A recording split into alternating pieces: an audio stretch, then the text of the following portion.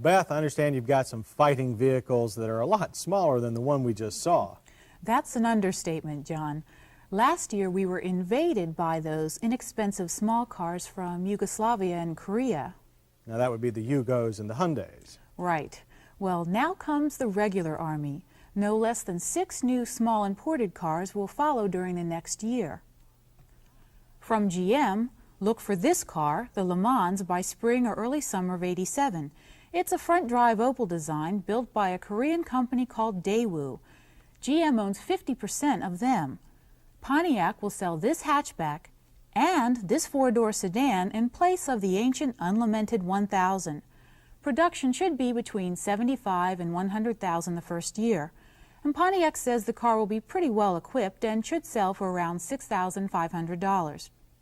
Ford plans to import 2 small cars. This one is for Lincoln Mercury, the Tracer, designed by Ford's Japanese partner Mazda. It's really a Mazda 323 with a different body.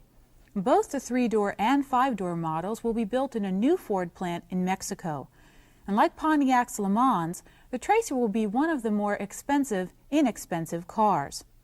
Ford dealers get the Festiva. It's much smaller than the Tracer and will have a smaller price, about $5,000. The Festiva will only come as a hatchback. It's also designed by Mazda, but will be built in Korea by the Mazda-owned Kia company. Power will come from a 1.3-liter 4-cylinder. And another big company getting in on the small market is Volkswagen of America. Made by Volkswagen of Brazil, it's another front-drive car, smaller than anything VW sold here before. Its name, Fox, was originally used by Audi for the forerunner of the 4000. Then there are the Japanese. Subaru weighs in with a mini compact. This one is the Justy. The car has a 3-cylinder engine like the Chevrolet Sprint, but this has a 3-valve per cylinder design and should make for plenty of power for its modest 1.2-liter size. A hatchback only, it will come in GL and DL trim levels. The Justy should arrive just in time for spring, with a 4-wheel drive version in time for winter of '88. Here's a car we talked about last year, the Daihatsu Charade. But there don't seem to be any dealers yet, so what's going to happen to the Charade? Well, here's one possibility.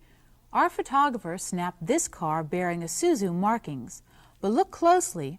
Presto, this is actually a Daihatsu Charade.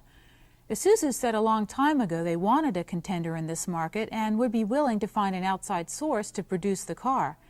Is Daihatsu that outside source? Well, Isuzu is playing possum, but stay tuned, since Japanese companies are notorious for not revealing their plans.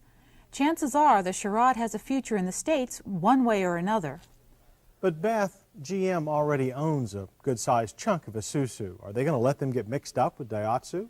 Well, they say Isuzu can do pretty much what it wants. They already have a joint venture with Subaru, so why not Daihatsu?